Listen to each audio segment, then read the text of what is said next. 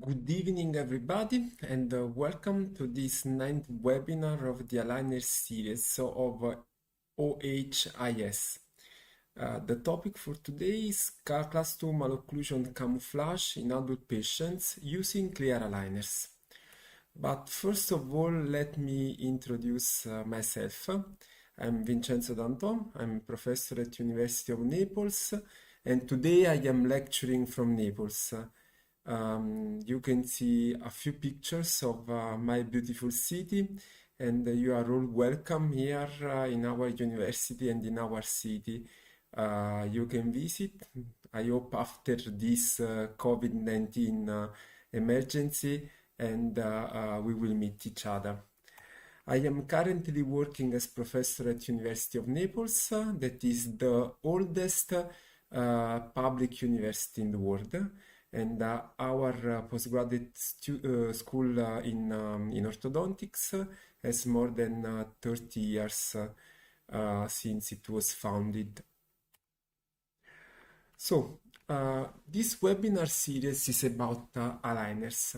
And we all know that nowadays the aligners are produced with the fully digital clinical workflow, starting with an intraoral scan and finishing with aligner delivered to the patient. But the problem is, since everything can be digital, like this webinar today, it is possible for companies to create smile shop, like this Smile Direct Club made in the United States, and try to sell directly aligners to patients. So the challenge now is to show to patients, to show to people that orthodontics and orthodontists still matter. And why orthodontists still matter? Because predictability of a clear aligner therapy in difficult cases is low, is not so high. Last year, we had a very nice conference of Italian Orthodontic Society, SIDO, and the topic was predictability of clear aligners. We had a consensus conference with Professor Ravindrananda as moderator. And actually, what we saw in this consensus conference is that for most movement, there is no consensus on what we can do with aligners. So if we go to the literature and we try to find some support in the literature, scientific support to our clinical work, we must look for systematic reviews, because systematic reviews are the most sound papers containing the scientific evidence that we should use for our clinical decisions. And if we take a look to systematic reviews on aligner orthodontics, we can see that many papers have been published in the last 5 years. This was the first one, published in 2015. And in that time, the authors concluded that for most movements, there was no support in the literature that aligner could work. And then in 2017, in Orthodontic and Craniofacial Research, a new systematic review showing that despite the claims about the effectiveness of clear aligners, evidence was generally lacking. And again, 2018, Progress in Orthodontics, systematic review on clinical effectiveness of Invisalign, and the authors were showing that you can treat only mild to moderate malocclusions with aligners, but there is no evidence that you are able to treat difficult cases, for example, larger anteroposterior and vertical discrepancies. And the topic of today's webinar is how to treat large anteroposterior discrepancies, so difficult class 2 malocclusions. Again, 2019, this was a paper published on OCR, and it was a paper on predictability of tooth movement with the aligners. And the authors were restricting the research only to the last 5 years, so only the most updated articles. They were able to find only 6 articles, and again, very low evidence of good predictability of aligners. And let me see also very low quality of articles. They could conclude that the articles are still at moderate or high risk of bias. And for example, there was this manuscript from US, Charalampakis and co-workers, and they were saying that, for example, intrusion was a very unpredictable movement, because even though the planned movement was intrusion for some teeth, the achieved movement was extrusion. But they also concluded that this could be partly a result of the superimposition method. So actually, we don't have a good method to do good researches. And this is because the best studies that are randomized clinical trials are very expensive and time-consuming, and we don't have standardized methods to evaluate treatment outcomes. Superimpositions are still not very reliable. And the other problem is then we do a clinical trial, we are using a certain protocol, but in a couple of years, maybe we will not use anymore that protocol. So the other problem of making research in this field is that the clear aligner technology is developing very fast. So I was very happy to read this blog by Kevin O'Brien, November 18, 2019, where commenting on this article, he was affirming that still we must believe that aligners are the futures, because even if we don't have so much evidence supporting this clinical tool, still patients and doctors are using them, like them, and are obtaining results with them. So Kevin O'Brien was supporting the idea that we must move forward with aligners in research and clinical setting. So, very last paper, this was published in the end of 2019, the group of University of Zurich. Again, they were comparing fixed appliances and aligners, and they were concluding that orthodontic treatment with aligners is associated with worse treatment outcome compared to fixed appliances in other patients. Current evidence does not support the clinical use of aligners as a treatment modality that is equally effective to the gold standards of braces. So according to literature, we should not do this webinar tonight. But also in this case, the authors concluded that, yes, literature is very lacking and it is not supporting aligners, but we all know that there are some malocclusions and some patients that might be treated better with the aligners than with fixed appliances. And maybe the only problem is that we did not do a good research to demonstrate it. So, in conclusion, in this moment, we are still in the age of common sense aligner mechanics. We don't have so much literature to support what we are doing, but if we use our common sense, we can treat difficult malocclusions with aligners. And I like to quote this article of Mulligan of 1979, where he was stating that there is no malocclusion that can be treated without the common sense of the orthodontist. So even if appliances are being refined or are improving, we still need to think, understand, and apply basic principles of mechanics in a common sense manner. So my presentation today will be mainly based on common sense. I will try to provide the best research evidence for my ideas, but where I don't have research, I will try to explain why the protocol I apply is that one. So today we will talk about the protocol for class 2 non-extraction treatment, mainly in adult patients. And this is our outline.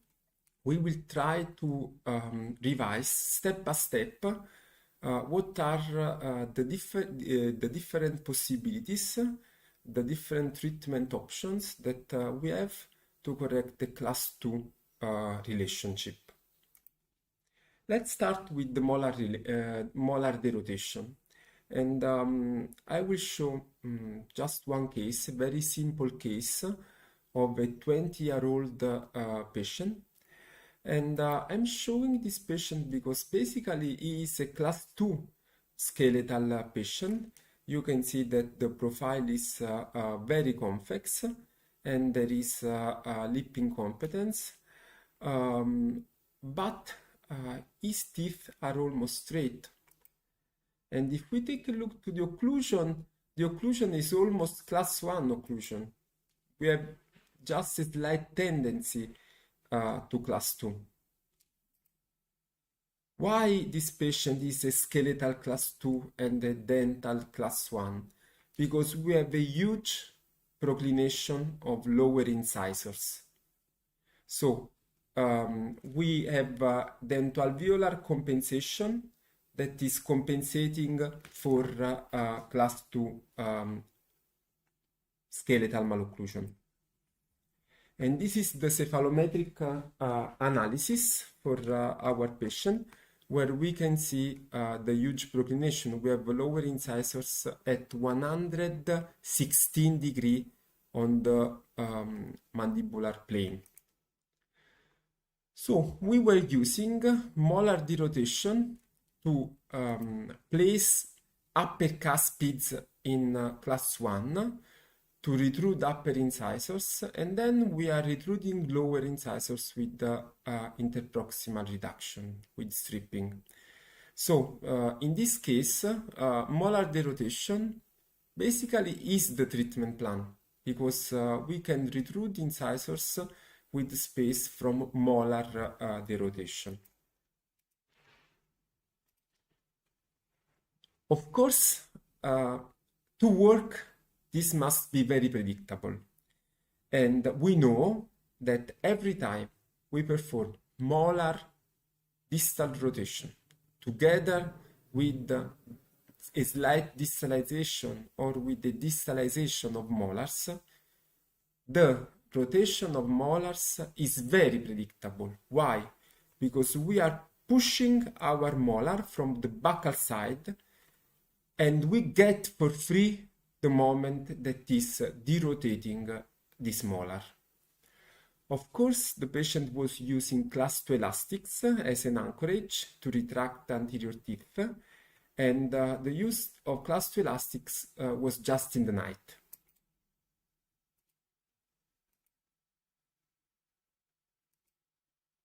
So our patient is wearing his aligners, and our patient in the end, of course, we don't expect a huge improvement of profile, but we expect a very good occlusion in the end. And you can see that we corrected malocclusion, mostly expanding the arch and derotating the molars.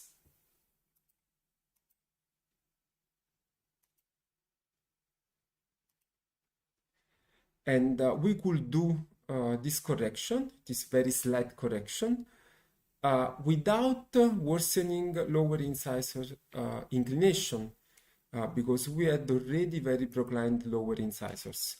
So we didn't worsen lower incisor proclination because we were using class 2 elastics in the night. Lower incisor moved from 115 to 114, so almost the same.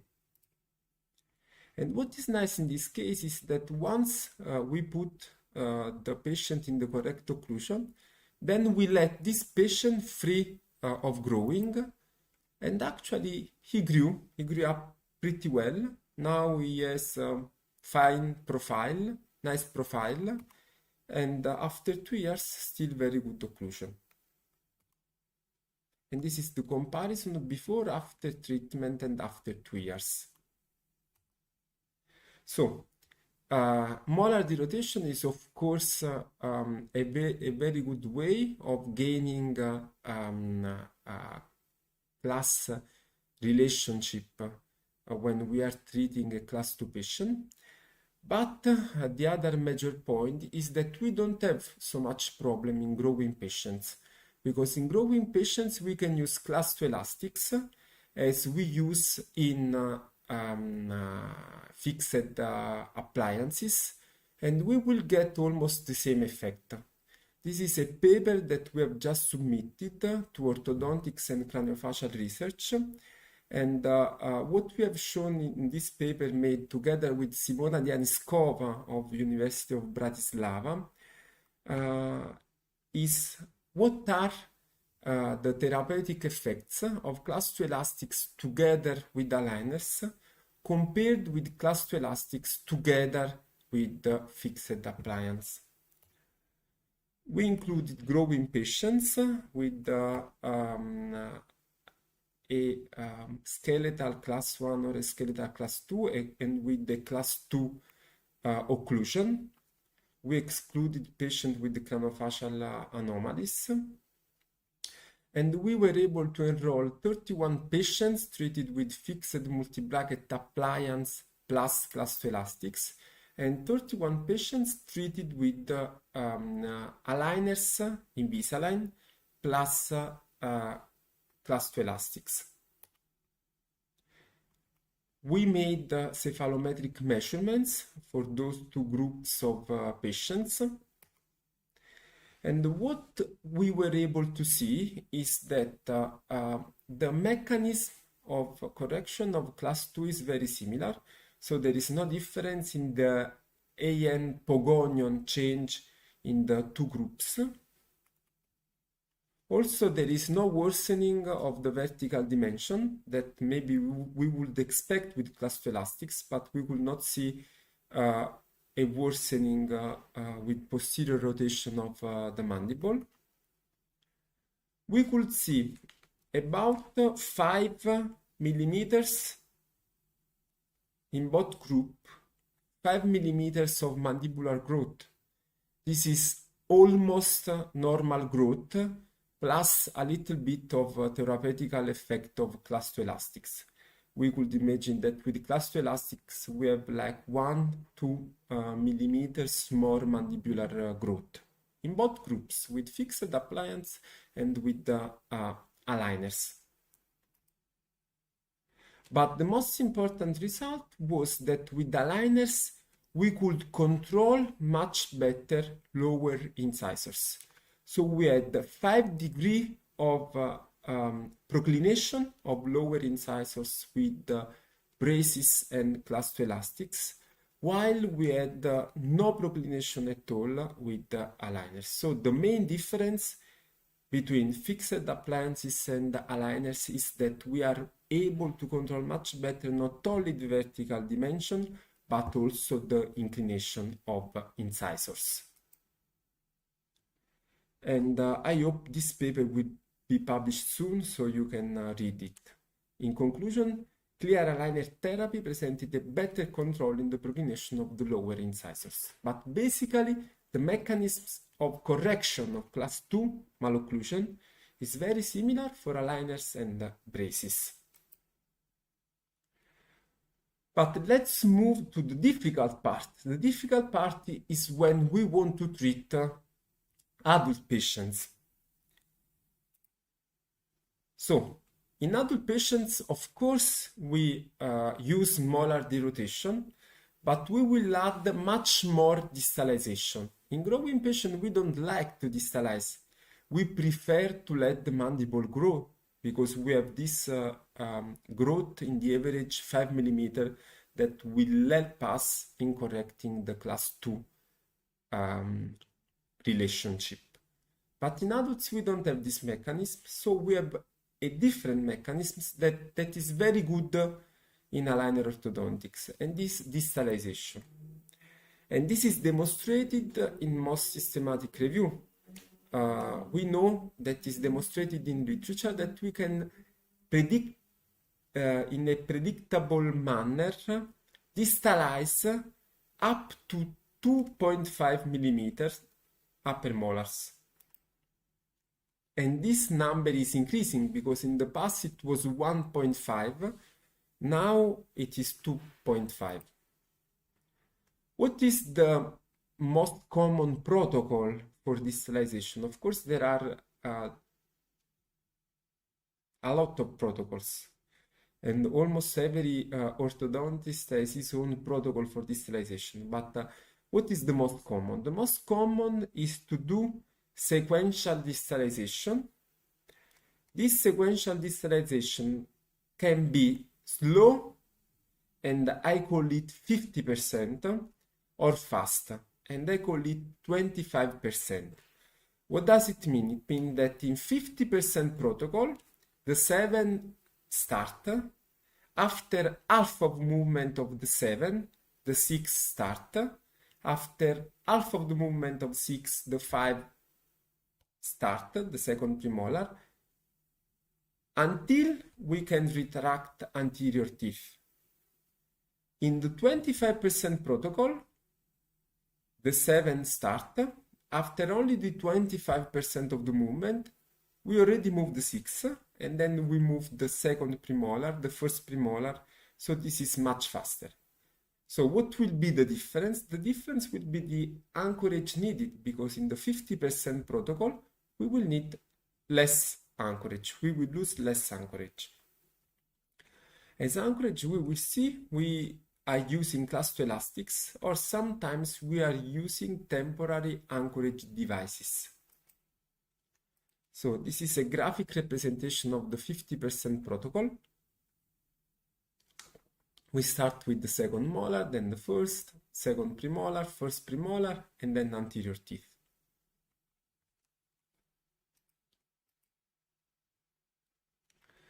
But first question about distalization. Do we need attachment during distalization? Of course, attachment on cuspid, first bicuspid, and second bicuspid are mandatory, and usually we place them in the beginning of the treatment, even if the movement is not starting in the beginning, but we place in the beginning so we have an anchorage for the use of class 2 elastics. Additional attachments might be placed on molars. Why I say might be placed on molars? Actually, because we have 2 studies in the relevant literature. One is from 2014, the other one from 2016, and they are affirming opposite, contradictory statement, because in the first article from a German group, maybe you know Jörg Schwarz is a very famous aligner orthodontist. In this first study, they say that they had the highest accuracy without an attachment on the molar. So it is not necessary to place a molar to have an accurate distalization of the molar. In this other study that was published by the School of Turin on Journal of Clinical Orthodontics, they were affirming, this is a clinical study, and they were affirming that to have a bodily movement of the molar, it is better to use a vertical rectangular attachment.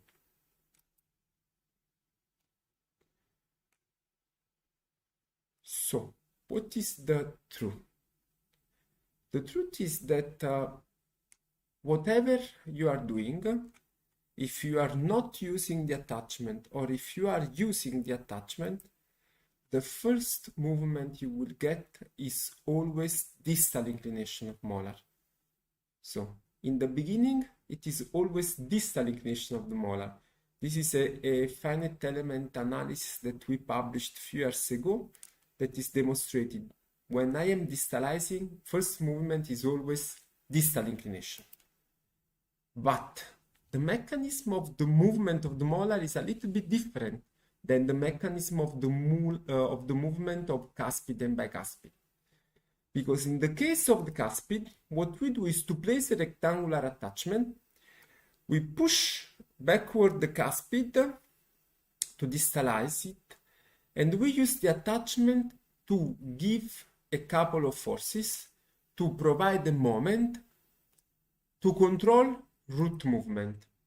So the attachment has a pivotal role in controlling tooth movement. While in the case of the molar, we are pushing back the molar. Again, first movement is always distal inclination, but the aligner is contacting all the crown of the molar. So this is a huge surface for the aligner. And because of the inclination, there will be two pressure areas, so a couple of forces that will provide a moment that will counteract the distal inclination of the molar and will allow bodily distalization of the molar. So this is the main mechanism of molar movement during distalization. And of course, it is working very well when you are catching a big clinical crown of the molar, while it is not working well when your aligner is too short and the clinical crown is short. And in those cases, it is mandatory to use an attachment. So remember that the height of the aligner, the gingival edge, so how much clinical crown you are covering with the aligner, will change your biomechanics. This has been published in orthodontics and craniofacial research this year. Last year, sorry. It is a systematic review, and it is clearly demonstrated that where you cut your gingival margin, so the height of your aligner is influencing the moment force ratio, so the biomechanical system that you are producing. What about anchorage? Of course we need anchorage. A few days ago, 1st of November, it has been published in Applied Sciences, again an article of my friend Tommaso Castroflore and Gabriele Rossini, and again a finite element analysis that is demonstrating something we already know. Every time we push back the molars, we will have a side effect that is a force that is mesializing anterior teeth. So we will be able to distalize the second molar and maybe also the first molar, but when we start to distalize the second bicuspid, it is mandatory to use elastics. Actually, I prefer to use elastics from the third aligner, so from the very beginning of the therapy. What is the alternative to class 2 elastics? Of course, you could use temporary anchorage devices, different kind of mini screws for indirect anchorage or direct anchorage. You can use infrazygomatic systems, you can use palatal systems.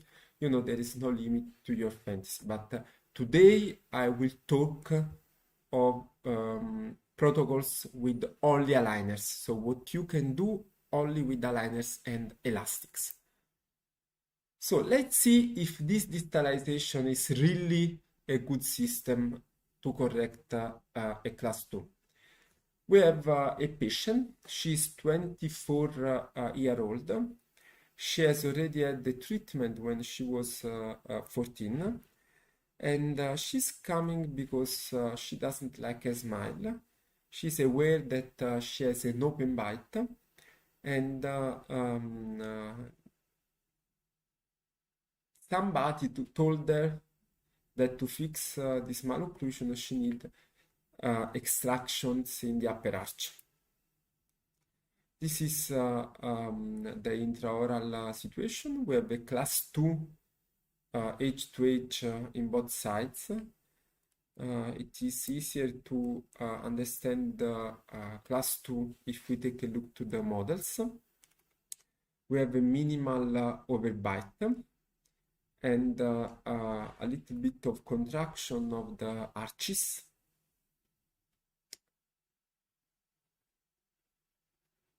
In the panoramic X-ray, you can see the wisdom teeth in the upper arch, but when she came to my dental practice, wisdom teeth in the upper arch were already extracted by another doctor. And this is the lateral X-ray. We can see that there is a posterior rotation of mandible. Actually, this is not dolichofacial. She's normodivergent, but she has posterior rotation of the mandible. So basically, we have two options in this patient. We can distalize upper teeth with intrusion, creating anterior rotation of the mandible, or we can distalize posterior teeth without intrusion and extruding anterior teeth. And in this patient, even if she was slightly hyperdivergent because of the posterior rotation of the mandible, we decided to extrude anterior teeth. This was mainly an aesthetic decision, because if we take a look to extraoral pictures, we can see that there is no consensus between the smile arc and the smile arch and the lower lip. So we want to correct this smile arch, extruding upper incisors. So this is the treatment plan for our patient. The correction is mainly due to distalization and the rotation of molars. And we decided to place elastics from my button on the cuspid to a button on the molar. Usually I don't do this, and I will show you why usually I don't do this. And this is the superimposition where we can see the distalization, the molar derotation, and some expansion. So our patient is wearing hair aligners, and you can see the clear sign of distalization, that is the opening of the spaces in the posterior. I don't like those buttons on the cuspid because they are visible, they are not very nice for the patient. And our patient, after 11-12 months, she has a nice smile now, no change in the profile, but she has a nice class 1 occlusion. We need to refine a little bit this occlusion. Usually I do a panoramic X-ray before the refinement and a few more aligners to achieve the final result. Midline are centered, teeth are aligned, patient is in good class 1. And we were also able to close the open bite without changing the vertical dimension. So before and after. I must say that for edge to edge class 2, we are very confident with this protocol, extraction of wisdom teeth and distalization. But do we have more possibilities in class 2 corrections in adult and growing patients? Yes, we have. And one more possibility is to apply some stripping, some interproximal reduction. With the interproximal reduction, usually we do 0.5 millimeter between 6 and 5, 5 and 4, 4 and cuspid. This will allow to distalize upper cuspid 1.5 millimeter and to mesialize lower molar 1.5. So in total, with the interproximal reduction, we will be able to correct a class relationship of about 1.5 millimeter. And let me show a simple case to understand it. 28-year-old patient. She has tendency to open bite, tongue thrust with open bite, reverse smile arc, slight asymmetry with deviation of mandible to the right, but she doesn't want to correct it. And she has class 2 tendency in the left side. So, of course, we can distalize in this patient, but it will be very easy to correct this tendency with IPR. We do IPR here, here, and here, and we can place the cuspid in class and extrude the incisors to close the bite and to improve the smile. Of course, the first course of treatment will be recontouring the arches, reshaping the arches. So we want a parabolic arch shape. We do IPR to distalize the cuspid, and then we will extrude the incisors. This is the project for our patient. First part is expansion, and second part is extrusion with palatal attachment. In this patient, I used those palatal attachment. I use very often those palatal attachment. They must be very thick and they work very well. As you can see, only 4 aligners and we already were getting some open bite closure. Why they are working so well? They are working so well because in the palatal side, we are applying an extrusive force to the center of resistance of the incisor. So this is an article that we have published in Journal of Healthcare Engineering. It is clearly demonstrated that you get a bodily movement of the incisor when you place palatal attachment because you are working at the center of resistance of the incisor. Our patient after 10 months of treatment, nice class 1 occlusion in the left and a nice closure of the open bite. So those palatal attachment for open bite patients are very useful also because they are aesthetic, of course, and because they are a reminder for the tongue to remind the patient that should not put the tongue between anterior teeth.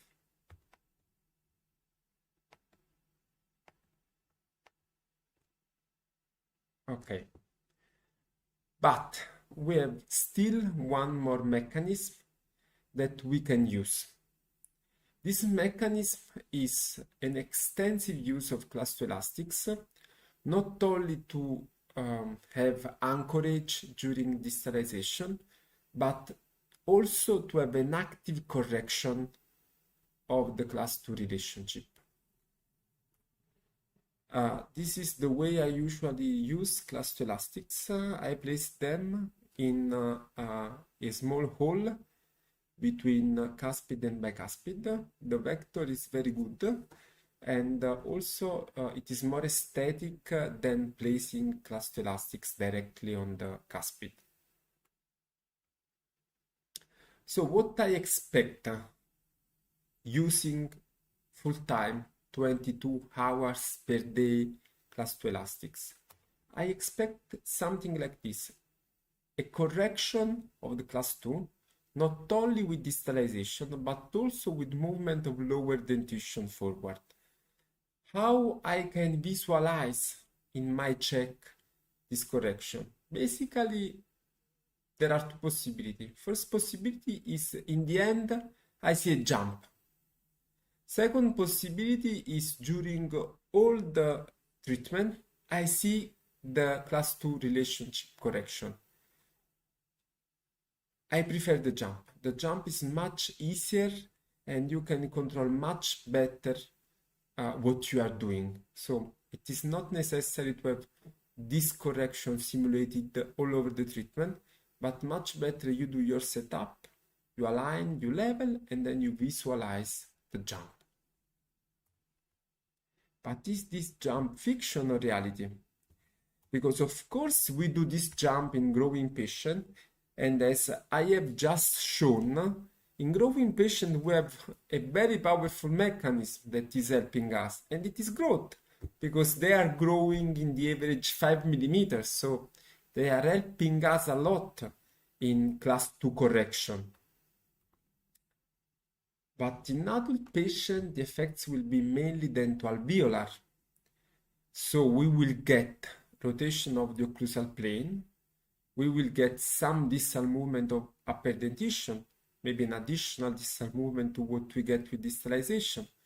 We will get forward movement of lower dentition, so we should have the possibility of lose some anchorage in the lower. And this anchorage will be lost mainly with the bodily movement of the incisor. So biomechanics of elastics with aligners will be a little bit different to what we have learned with fixed appliances, because aligners are controlling very well inclination of upper teeth, upper incisors, and lower incisors. So it is like a stainless steel archwares, and we are able to control with our aligner the inclination that usually have with the class 2 elastics and braces. But still we will have a loss of anchorage in the lower arch because we don't have growth helping us. Please remember then that one of the side effects of class 2 elastics is that since we have a distal buccal force, this distal buccal force is distant from the center of resistance and will produce a moment that is constricting upper arch. So one effect of class 2 elastics is constriction of upper arch and expansion of lower arch. That's why we always add extra expansion during distalization or class 2 correction in upper arch.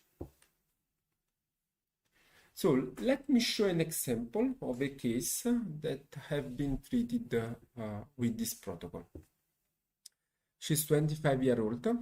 She's coming because she doesn't like her prominent incisors, and she wants to correct completely the malocclusion, because of course one possibility in adult class 2 patient could be not correct the malocclusion and just align teeth keeping the class 2 occlusion, but she wants to correct it. And this clinical case has been published on the German Journal of Orthodontics. This is our patient, prominent upper incisors, slightly convex profile, and a full cusp class 2 occlusion. We have in the right side and in the left side a full cusp class 2 occlusion. So is this a easy or a difficult case to be treated with aligners? Generally speaking, this is difficult case, but we have a very good protocol that is extraction of wisdom teeth, distalization, molar derotation, and extra use of class 2 elastics. That means full-time use of 180 grams class 2 elastics that will provide us extra correction of the class 2. So this is the panoramic X-ray of our patient with wisdom teeth. Lateral X-ray, we can see that we already have slightly proclined lower incisors, but we have some space to move them. So we have some space for class 2 elastics use. Even if we have lower incisor at 106.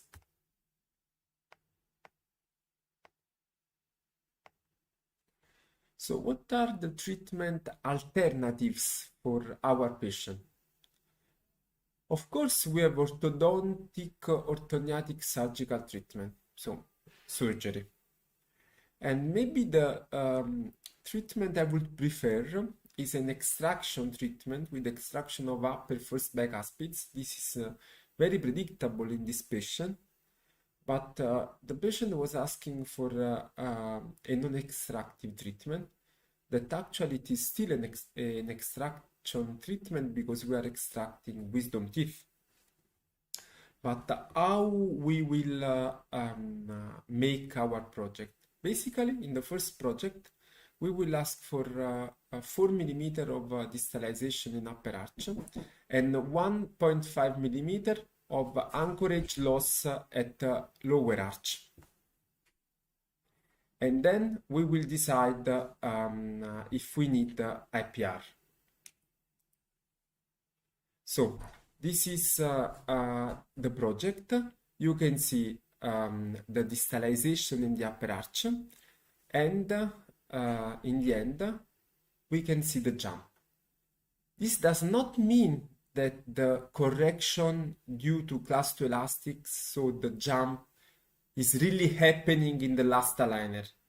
This is only meaning what we should have as the end result of our treatment. But again, I prefer much more to have this visualization of the jump in the end. I think it is more clear. Again, distalization, molar derotation, expansion in the upper. Extra derotation of second molar will make more predictable anterior expansion of premolars. And then jump. In the lower arch, we are normalizing the Bolton index, doing some IPR. And you can see the superimposition, again distalization, the rotation of molars, expansion, and retrusion of the incisors. All in the end, I like to see my jump. 32 aligners in the upper, 15 in the lower to correct the class 2 full cusp occlusion.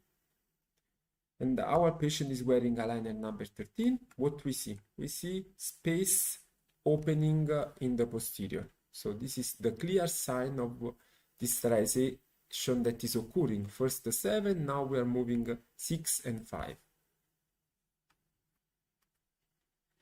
And this is after 20 aligners. Now the space is between bicuspid and cuspid. And finally, after 32 aligners, we are almost in class 1. Occlusion is not perfect yet. So now we have the third mechanism, IPR, to improve our occlusion. We make a panoramic X-ray, we check root parallelism, and we make a project to improve position of teeth and, of course, class relationship. And this is the end result. We are able to achieve a perfect class 1 occlusion. We still have a little bit of lack of occlusion on the 7, but this will be recovered during the retention. The profile did not worsen because we made part of correction with the jump. And this is the comparison before and after. Before and after. Intraoral pictures before and after. Treatment time was 16 months without any acceleration device. And you can see how we were able to reshape the arches, expanding them. The cephalometric analysis is showing that we moved a little bit forward lower incisors, more or less 1 millimeter. That is the jump that we have planned for this patient. And this is the comparison before and after. So very slight forward movement, 1 millimeter of jump. We cannot plan 5 millimeter of jump. This is not predictable. And I like to show follow-up. This is our patient after 1 year, still with acute occlusion. But what about class 2 patients when we have a lack of torque of anterior teeth? Actually, those patients are more difficult to be treated because, as we all know, class 2 elastics are acting on upper dentition, um, losing torque of anterior teeth, and we already have lack of torque on the upper incisors. So this is our patient with deep bite and class 2 relationship. It is full cusp in the left side, edge to edge in the right side. The panoramic X-ray. The lateral X-ray is showing lack of torque. Upper incisors are 100 on the palatal plane. So usually what we do is to combine distalization with proclination of incisors. Distalization is producing a force, a reaction force on the incisors, so it is very easy to procline them in the beginning when we are distalizing the molars. So what we do is to transform class 2 division 2 in class 2 division 1. So we procline the incisors, we first create the overjet, and only later on we retract with palatal root torque. So what we do is proclination and then intrusion and retraction with palatal root torque. And again, also in this patient, we are making a jump because we want to have more correction with lower dentition forward movement. And we placed the buttons for the elastics on the 7th. So take a look to the occlusal perspective. We are distalizing the rotating molars. It is more or less 3, maybe 3.5 millimeter of distalization, because then we do the jump. In the end, we do the jump. And this makes us possible to correct the malocclusion again in 32 aligners. That is a number that is very good for a full cusp class 2. Extraction of wisdom teeth. We are distalizing. At aligner number 20, we are already in class 1. In the right side, edge to edge in the left side. And this is our patient when we are almost done in aligner number 30. We took impression for a refinement. And what we don't like, of course, we don't like this space between the incisors, this space open because of proclination of the incisors. But also we still don't like torque of the incisors. We want more torque. So we will close those small diastema, giving as much as possible torque to the incisors. We did an X-ray check with the panoramic X-ray and lateral. After the first course of treatment, we were able to gain 7 degrees of torque from 100 to 107. But, and we also reduced the overbite, of course, mainly proclining the incisors. But we want to improve even more. So we make a refinement, again with 10 more aligners. And what we did was to give as much as possible intrusion with palatal root torque of the upper incisors. So more or less the treatment time for this patient is 16 months, 18 months.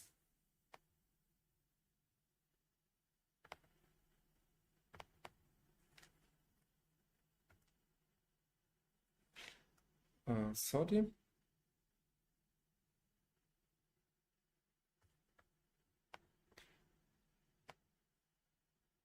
I'm showing you the end result for this patient. So you can see that we were able to finish in class 1 occlusion. And this is her final aesthetic. I think it is very good. Of course, this is a class 2 treatment with camouflage. We are not changing the face of the patient, but we are able to change the occlusion without worsening the smile and improving the smile, of course. And this is the comparison before and after. You can also see she had a slight gummy smile that improved because of the gain of torque of upper incisors. As you have seen, in those patients we have extracted wisdom teeth.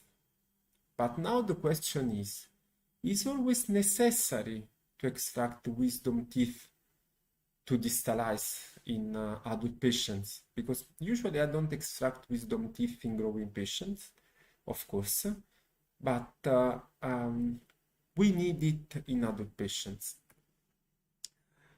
This was a 19-year-old patient that came to my practice, and he wanted to improve his smile.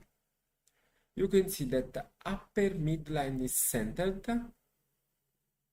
but lower midline is deviated toward the left. And this is because he has a class 2 occlusion that is full cusp occlusion in the left side, while it is half cusp in the right side. So lower midline is deviated to the left. Most probably this is due to the premature contact on the 12 that is shifting the mandible to the left. So, panoramic X-ray, we see the position of wisdom teeth. The lateral X-ray is showing is a class 1, not a class 2 skeletal. So it is a class 2 only dental alveolar. And this is the project we did for him. Same protocol, distalization, derotation of molar, a lot of expansion, and jump, because we expect to fix lower midline with the jump. And we will use class 2 elastic as an anchorage in the right side. So we will use 4 ounces, 120 grams elastics, while we will use heavy elastics, 6 ounces, 180 grams in the left side. And this is the occlusal view. You can see we are distalizing the molars, derotating the molars, expanding the posterior teeth, retracting the anterior and reshaping the arches.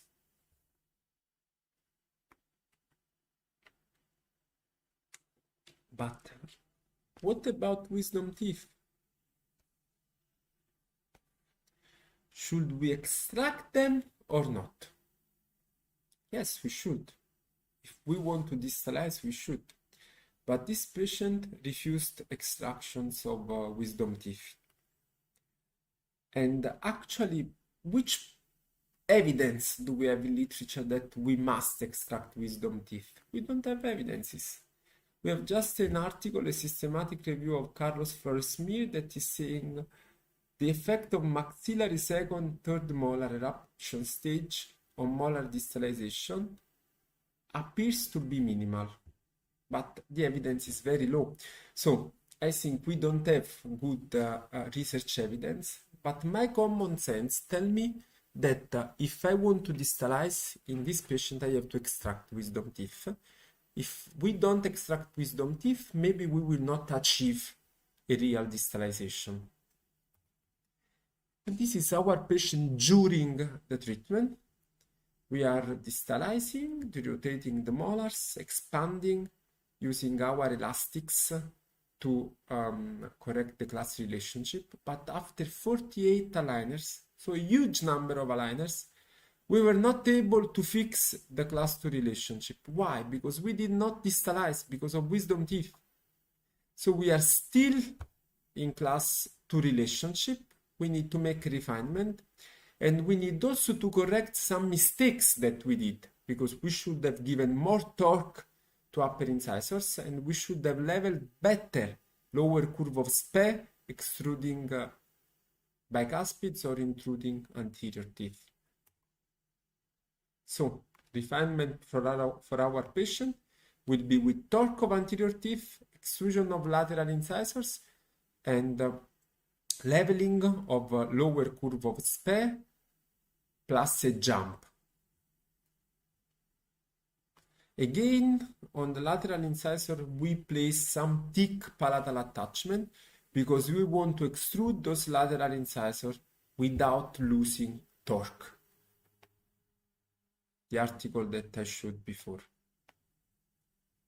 So our patient is starting wearing aligners for refinement, and this is the end result. I think it was a good occlusion, but the treatment time was 24 months because my patient changed aligners every 10 days without any acceleration device, but in this patient, treatment time was 2 years. Why this was 2 years? This was 2 years because we didn't extract wisdom teeth. Of course, the end result is good. Very nice smile aesthetics because of the expansion. Good profile also. And you can see the wisdom teeth are more or less where they were in the beginning, maybe even better. So actually you are not creating a problem to the wisdom teeth, but they are creating a problem to you because you are not distalizing. Anyway, we were able to fix the class 2 to give a good smile aesthetics to our patient and to end with a very nice profile because we did not distalize and we gained torque of anterior teeth during the treatment.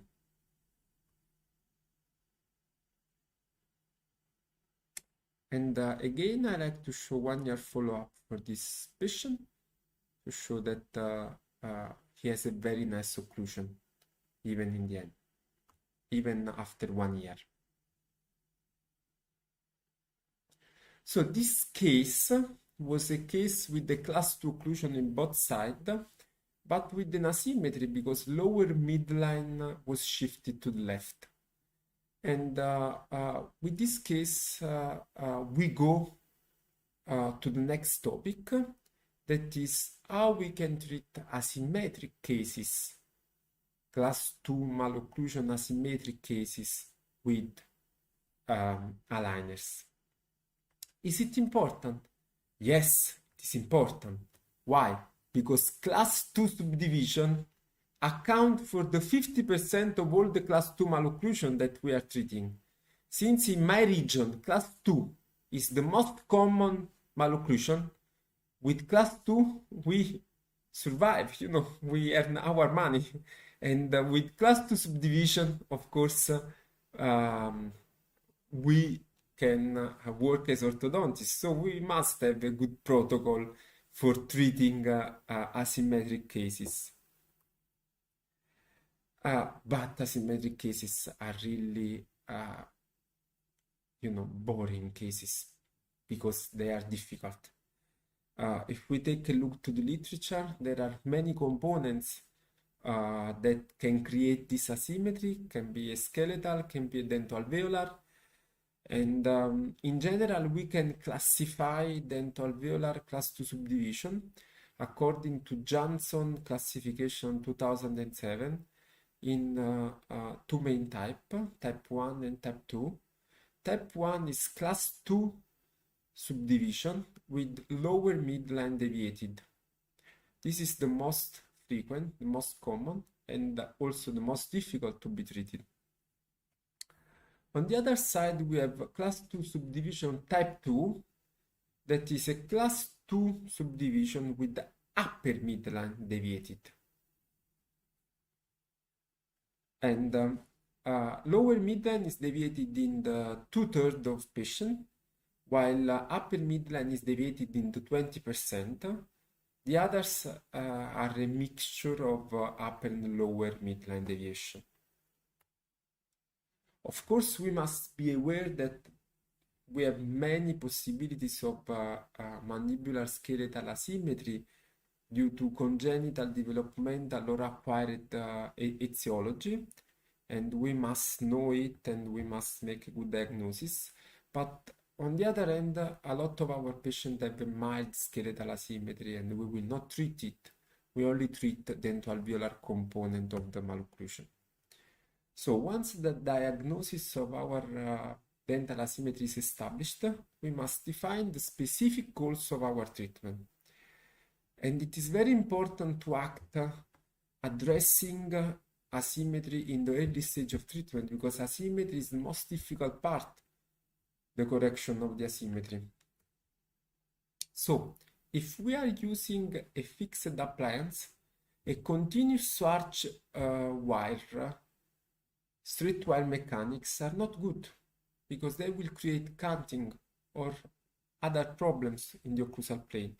So usually I like a segmented approach to correct asymmetric cases, and sometimes I choose asymmetric extraction patterns to correct asymmetric cases.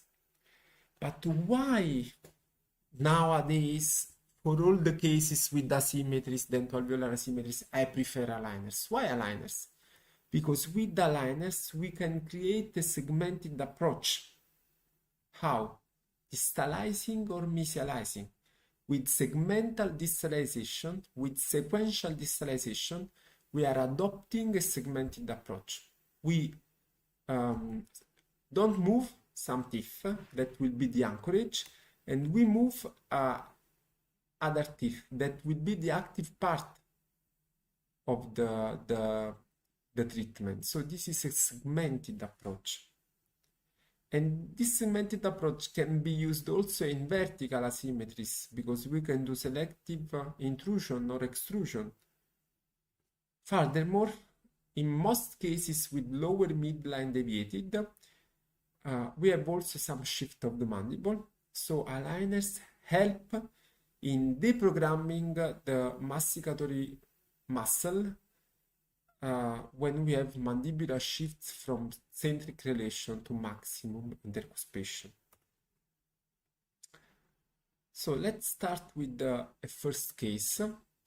And I want to show firstly class 2 subdivision type 2. Why? Because cases with upper midline deviated are the easiest cases to be treated with aligners. This is a colleague, a maxillofacial surgeon. She is 35 years old. She has slight asymmetry with the mandible deviated to the right, but she's not going to do anything for it. And she has upper midline deviated to the right. Upper midline is deviated to the right, and she has a class 2 relationship in the left. So, this is the most favorable possibility we have, because distalizing upper left, we will place the cuspid in a good class relationship and we will be able to fix upper midline. So everything is simple, everything is coherent. But what is the difficulty in fixed approach, in approach with braces? The difficulty is that we are going to use class 2 elastics in the left side, and the class 2 elastics will have a vertical component, not only a sagittal component. And because of this vertical component, we will get a canting of the occlusal plane.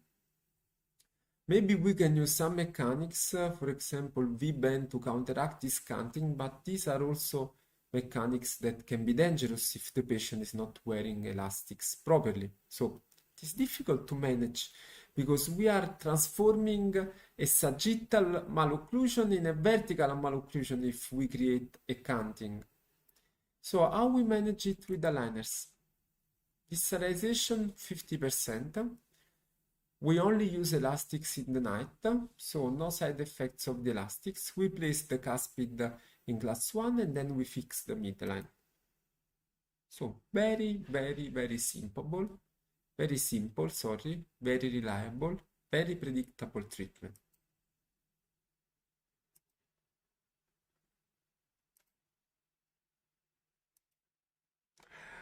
Of course, you could tell me, yes, but this patient had just a mild class 2 relationship and she had also a mesial inclination of the crown. So it was very simple distalization to achieve the class 1. So I need to show a more difficult case. This was treated by a colleague, Dr. Stefano Martina, that is working in my school.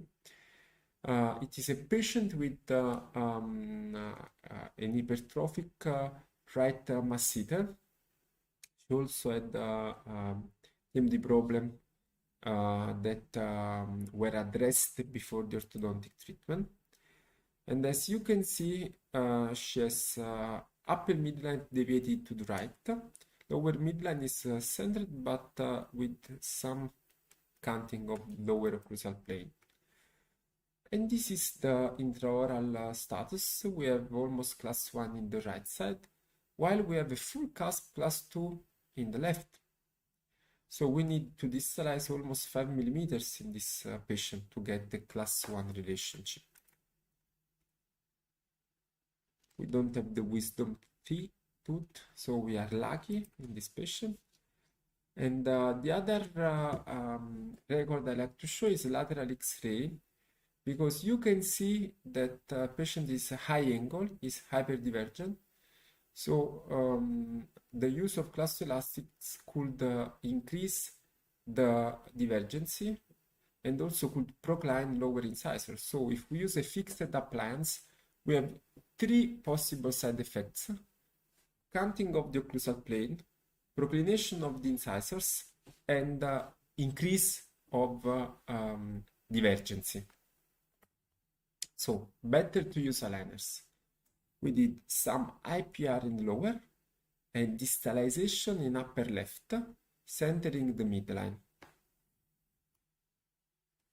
Here you can see the distalization, 5 millimeter of distalization, and retraction of incisors with the palatal torque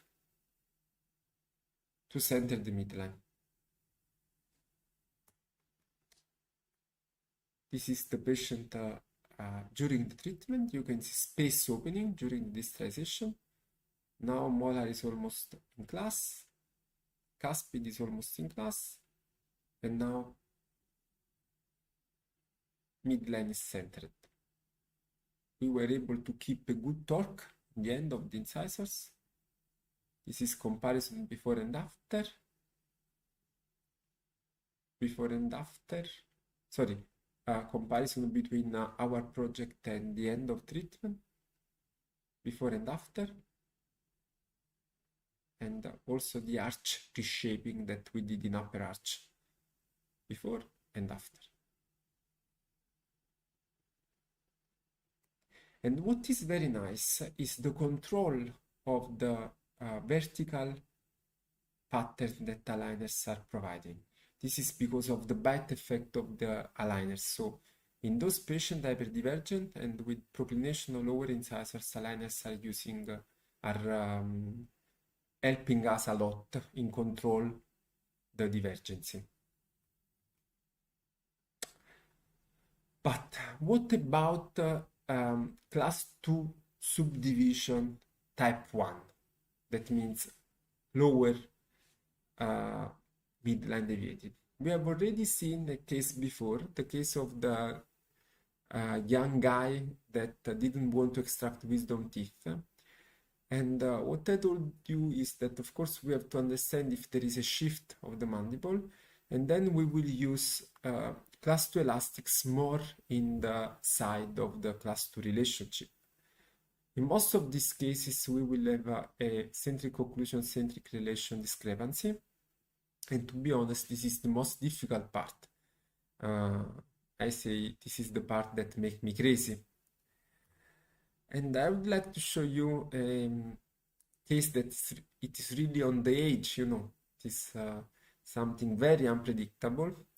It is a patient that has already had a 4-year course of treatment, of orthodontic treatment.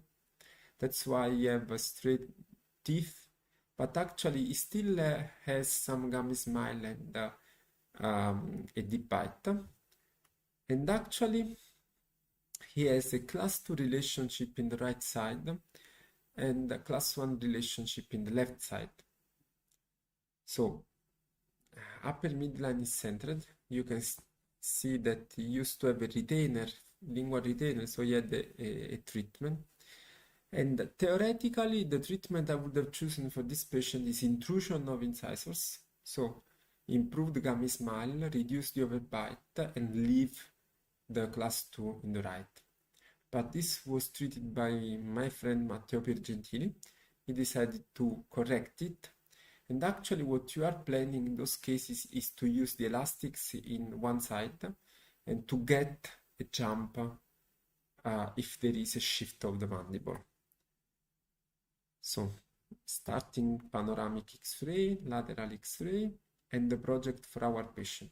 You can see intrusion and palatal root torque of incisors, little bit of IPR, and jump to fix the class 2 occlusion.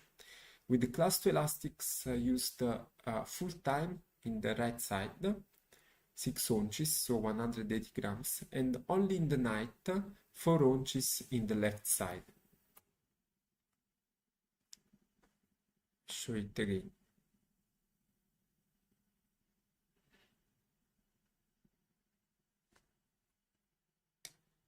And this is our patient during the treatment. And you will see the opening of the bite, some gaining of torque, and because of extensive use of elastics, but also a lot of luck, we were able to correct class 2 occlusion in the right side. These are not predictable cases, these are the most difficult cases. And we will not remove the buttons for class 2 elastics because the patient will keep wearing them in the night during retention. As you can see, also intrusion is not fully predictable because it was not fully achieved, but we had an improvement of the overbite, improvement of the smile in the end. Patient is wearing elastics in the night as retention. This is comparison before and after. Before and after. And we will show you a follow-up after 12 months where the occlusion is stable and now without tubes on the molars because he is not anymore using elastics. So when there is lower midline that is deviated, it is the most difficult option. Of course, we can plan to fix with class 2 elastics, but we should not promise this correction to patients. So in most cases, we could keep the class 2 relationship in our treatment plan. And let me show one more case of a patient with class 2 subdivision due to lower midline deviation. This patient was treated in the postgraduate school of orthodontics by Luisa D'Albenzio because I'm supervising many treatment in the school. So this patient was treated by a postgraduate student. And she was 41 years old at the beginning of treatment. She's the mother of one of our patients. And she's asking us if we can do something for her smile. Actually, she's 41, but she looks very old because of the facial aesthetics, but also because of the smile, the constriction of upper arch, and the shape of upper right lateral incisor. Upper midline is centered. And this is the intraoral situation. We have upper midline is centered. We have class 2 relationship in the right side. So theoretically, we should have lower midline deviated to the right side where we have the class 2 occlusion. But lower midline is deviated to the left. Why? Because we have spaces. The spaces are due to the periodontal disease. This patient had the course of surgical treatment 1 year before starting of ortho treatment. So in our project, first of all, we must decide if we want to correct the crossbite. In adults, I don't like to correct full cusp crossbite, but in this patient, we decided to do it because she needed it for smile improvement. So we will gain space for the lateral incisor. And of course, we will use the spaces in the lower to constrict a little bit the lower arch to help the crossbite correction. And you will see in the project something looks quite strange, because you will see that lower midline will be deviated to the right, but we will correct them with elastics. So in the check, we will normalize the midline. Midline in this case should be deviated to the right. So we will move teeth toward the right, and with the elastics, we will correct class 2. You can see the bone loss due to the periodontal disease. And this is the check for our patient. Expansion of upper dentition, constriction of lower, deviation of lower midline to the right, and centering the midline with the class 2 elastics, as we do in patient with the class 2 subdivision type 1. And here you can see the expansion that we are performing. It's a lot of expansion that we will achieve mainly with the movement of crowns, not of the root, so it is a very safe expansion. And also we are closing ups in the lower, giving lingual root torque of the incisor to the incisors and centering the midline. And this is also a simulation of the reconstruction on the lateral incisor. Our patient after the treatment, you can see the huge expansion in the upper arch. And we were able to center the midlines. Bleaching, and we sent to the prosthetic dentist. Here at university are Professor Zarone and Professor Sorrentino, and they plan the veneer for this patient.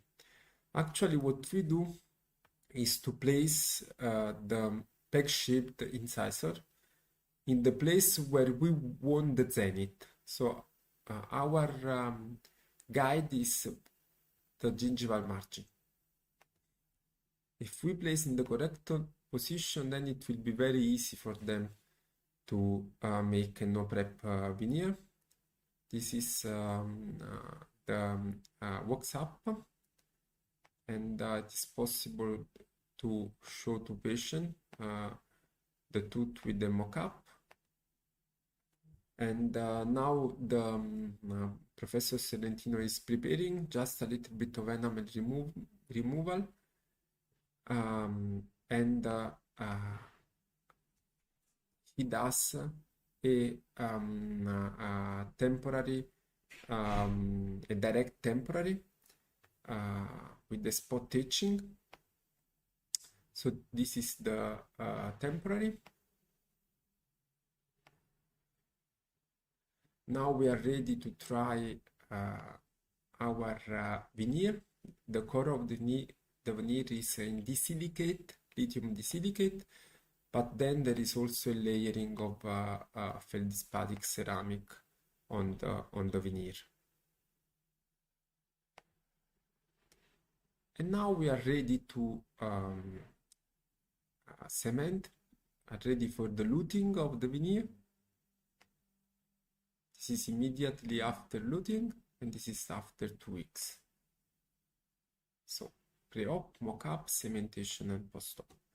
And this is our patient before and after the treatment. Of course, we are not changing the face, but we are improving a lot, and for sure we are changing their life. So what we are doing with this camouflage treatment with aligners is to give a treatment with less impact in quality of life of patients, because aligners have much less impact on quality of life, and of course a huge smile improvement without surgical needing. So this is our aim.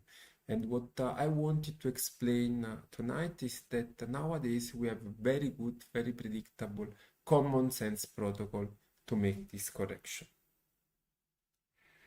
So this is a picture of the last Italian Orthodontic Society meeting in Florence. You can see here we have Marco Rosa, Aldo Giancotti, Verne Schupp, Jörg Schwarz, Kenjo Jima, Vada Sabuni, that has already given a webinar in this series, and this is me. We were very happy all together, and I hope that we will meet in person in one of the next event of OHIS. And I would like to thank you for joining this webinar, and now I am ready for your questions.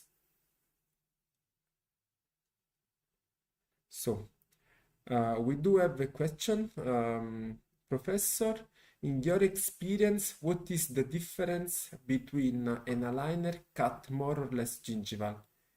Let me explain better. Sometimes you feel the need to ask the company for aligners with great contour, more extended apical or palatally. I say this because you have shown aligners with good gingival extension. Okay, gingival extension is something very, very important in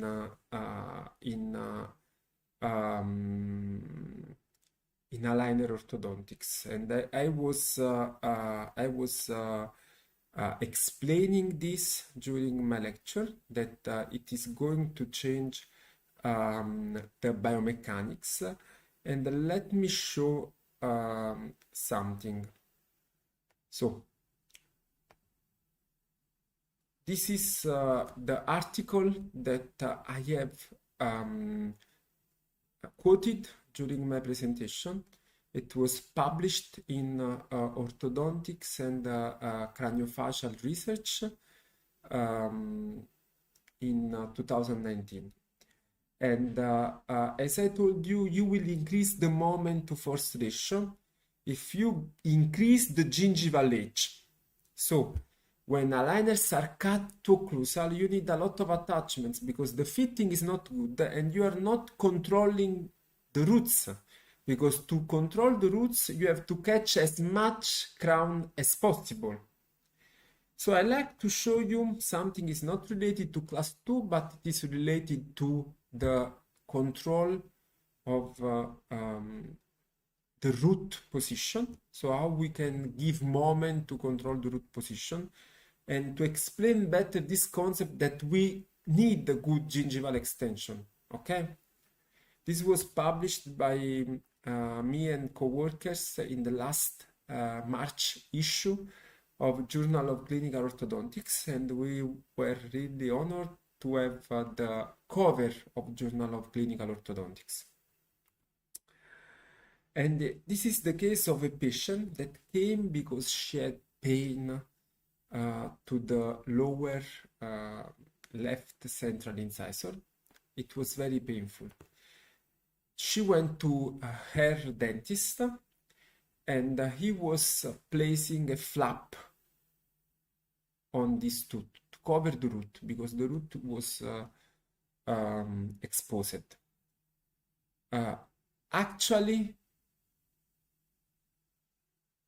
why the root was exposed? It was exposed because the patient was biting her nails and was moving the incisor around the retainer. So the root was going backally. And it is not enough that you place some a graft on this root, because she will not solve the problem. She will still be sensitive. So what you have to do is to position again the root into the bone. That's what you need to do. The problem is that the patient was living in Switzerland and wanted to be treated in Italy. So what we did was a check with the real roots of the patients. So this is a true root a check with the real roots of the patient. And we are simulating the repositioning of the root into the bone. But what is very, very important? It is very important that we need something to control the biomechanics. And this something is to give a couple of forces. This was explained very well by Sheridan in 1995 in Journal of Clinical Orthodontics. With aligners, we can create a couple of forces on the crown to move the root. And we can even increase with pliers. J. Bowman, I think, explained it, that you can increase this force and a couple of forces placing pressure point with pliers or with power ridge made on your aligner. But the most important is to ask the company for an increase in the gingival margin, in the gingival edge of the aligners. Because of course the moment is given by the distance between those two forces.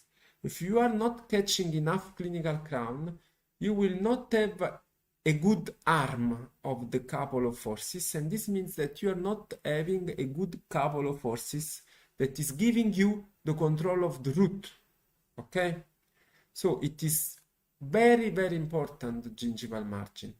Of course, we didn't change the gingiva of the patient because she had this awful graft on the tooth. But if we check the CBCT after, we can see that now the root is into the bone.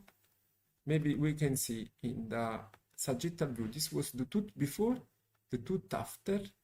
We were able to bring into the bone. Why? Because we provided a moment to have a root control, and we need to catch as much as possible the crown to give a good couple of forces to control the root. So the gingival edge must not be short, must be very high. If you want to read more about this, you can scan this QR code, and you will find the article to be downloaded from Journal of Clinical Orthodontics. So I hope that I answered this first question. And please, Juliana, tell me if we have more questions from the audience.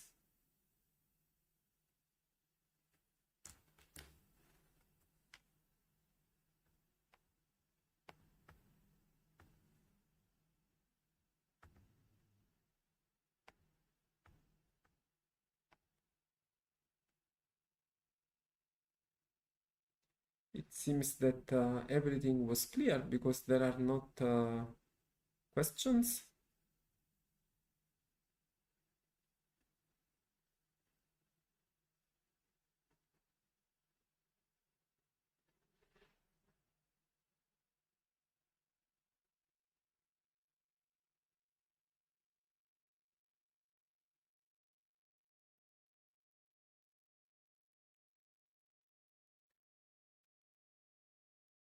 So I'm waiting for Juliana. Give me some directions.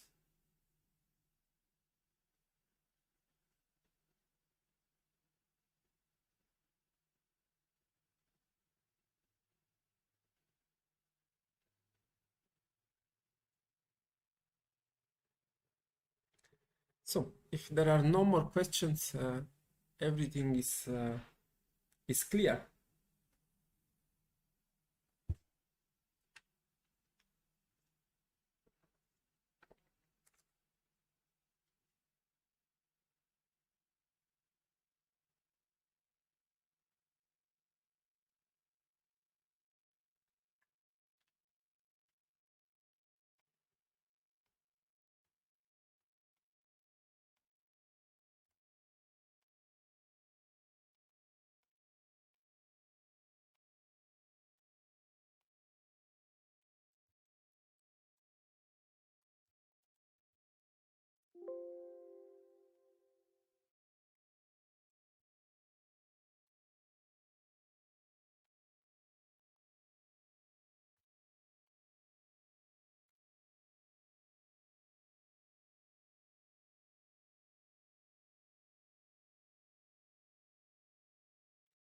Okay.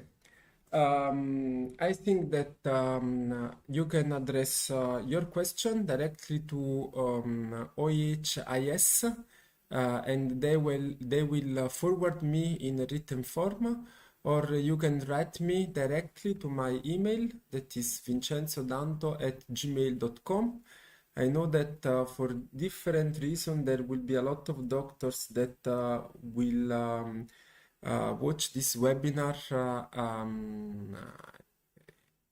using the registration. Were not able to participate in the live version of the webinar, so I will be open to answer all your questions addressed through OHIS or directly to my email. And I would like to thank everybody for joining the webinar and the organization for a very productive session. Thank you.